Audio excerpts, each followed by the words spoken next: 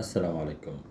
Piranha মাছ দেখতে অনেকটা রূপচাঁদা মাছের মতো। সারা বিশ্বে এই মাছটি হিংস্র, ভয়ঙ্কর এবং মানুষখেকো হিসেবে পরিচিত।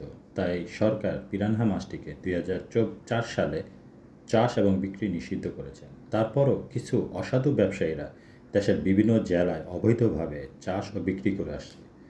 ঢাকা এয়ারপোর্টের পাশে খিলক্ষেত বাজারে এই ভয়ঙ্কর মাছটি বিক্রি করতে দেখা গিয়েছে। হিংস্র মাছ বললে যে মাছটি চোখের সামনে ভেসে ওঠে সেটি হচ্ছে পিরানহা মাছ। এই মাছটির হিংস্রতার কারণেই মূলত আমরা এই মাছটিকে রাক্ষসী মাছ বলে থাকি। এরা সাধারণত মিষ্টি জলের মাছ। এদের আদি বাসস্থান দক্ষিণ আমেরিকার আমাজন নদীতে। পিরানহা মাছটিকে রাজধানীর বিভিন্ন হোটেলে রূপচাঁদা মাছ বলে খাওয়ানো হয়।